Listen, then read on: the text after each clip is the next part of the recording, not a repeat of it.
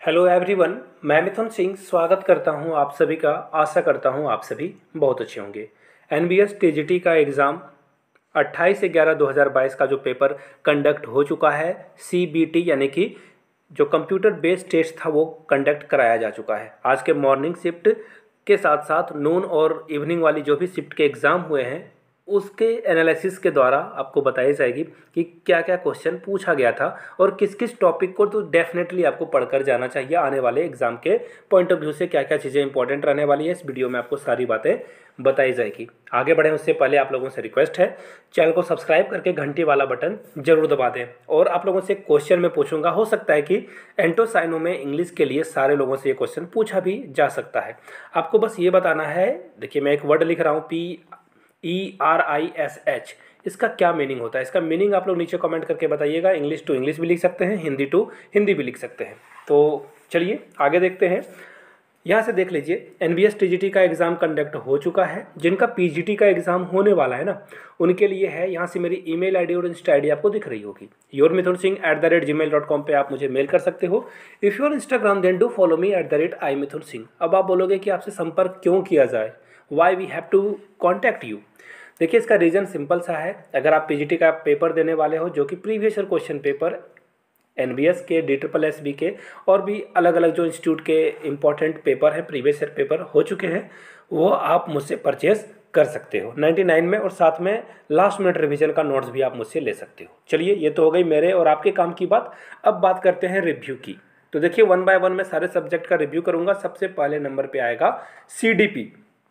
देखिए आपको नीचे कमेंट बॉक्स में ना एक प्लेलिस्ट की वीडियो मिलेगी, एनबीएस टॉप 50, उसे जाकर जरूर देख लीजिए। सीडीपी में क्वेश्चन पूछा गया है नेशनल एजुकेशन पॉलिसी 2020 से, पहली बात। दूसरी बात इंक्लूसिव एजुकेशन से।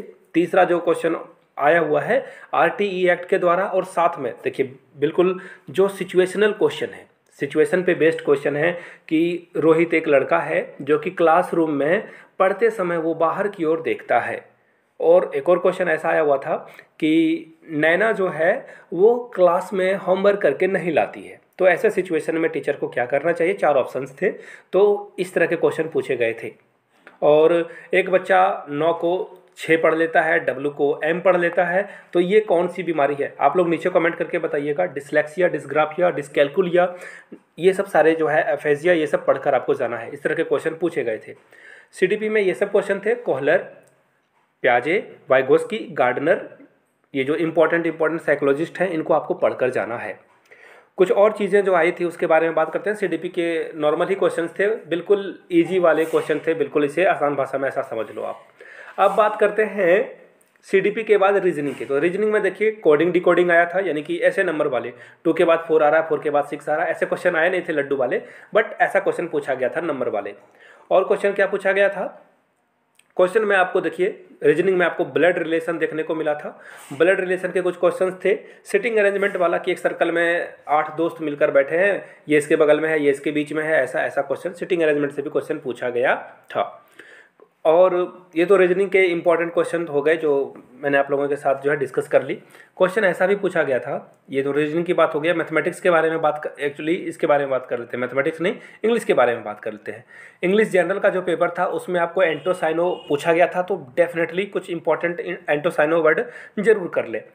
इसके साथ साथ एंटोसाइनो के साथ जो है नरेशन से क्वेश्चन पूछे गए थे, डायरेक्ट इनडायरेक्ट स्पीच से। और साथ में जो है सेंटेंस में जो एरर है, फाइंड एरर, यानी कि एरर जो है आपको फाइंड आउट करना था, तो एरर से भी क्वेश्चन पूछा गया था। इस बात का खास ख्याल रखिए। एडीएम फ्रेजेस से भी क्वेश्चन पूछे गए थे, तो नीचे कमेंट बॉक्स में आपको लिंक है, वहाँ से जाकर आप जो है एडीएम फ्रेजेस के वीडियोज़ को देख सकते हो, चेकआउट कर सकते हो।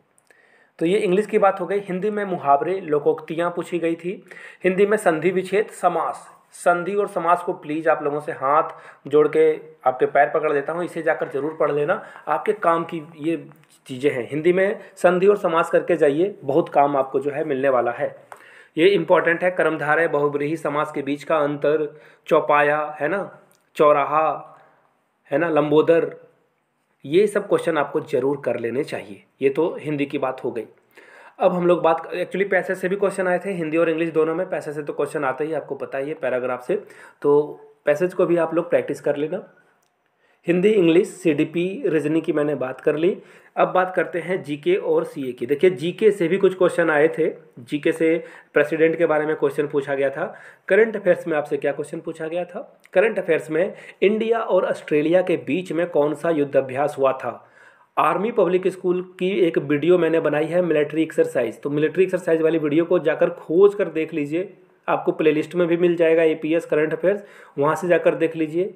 जरूर जाकर देख लीजिए मिलिट्री एक्सरसाइज जो कराया गया है उसके बारे, उसको जो है जरूर आपको देख लेना चाहिए।